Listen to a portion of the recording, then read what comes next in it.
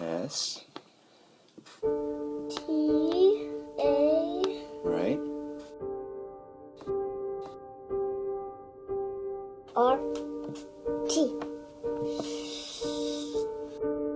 Start.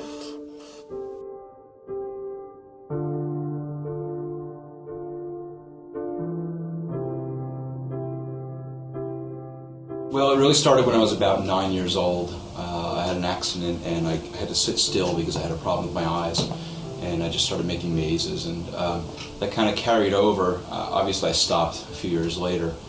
But when I started teaching music, I started making mazes for my students as kind of incentives and rewards if they'd get through songs. And I noticed how well that worked. When Gabriel was born, I started making mazes with him as a means to teach him shapes and coloring and being creative. He had made so many on his own, and he helped me make some. And when we were looking for a new project for the wishmakers, we thought, well, let's make a maze book because kids will buy it. Something we could sell and that kids will benefit from. How many mazes have you made so far? Probably like 5,000.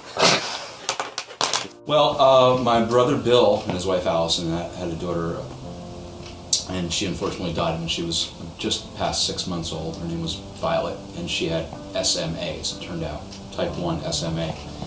So we're trying to raise money for families of SMA, raise awareness to help the families who are going through these kind of things, help for genetic testing, and so that's kind of where we've set our aim this year. And why are you making mazes for your cousin? Because she got really sick and died in a hospital. Yeah?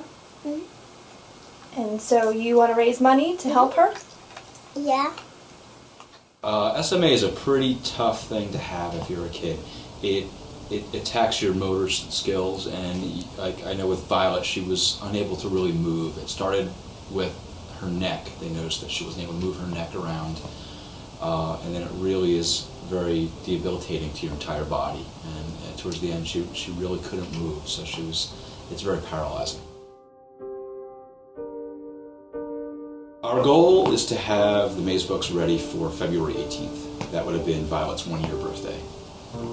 As it turns out, February 18th is also a date where a band I'm playing is playing at a place called Dasaki, which is it's a Japanese restaurant, but it's also a huge nightclub. Really awesome place. And so we're hoping to have the books ready for sale that night as the first day to sell on Violet's 1-year birthday.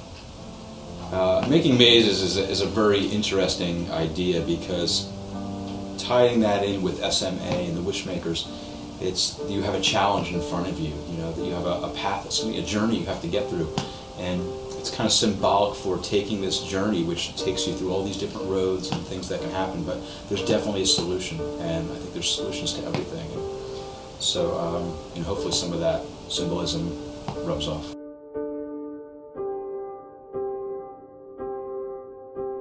We're planning on having contests so other children can get involved making mazes as well, and they'll be able to submit their mazes and actually get into our future books, because we have other books planned for educational purposes, and art-based books and math-based books, spelling, all kinds of different things.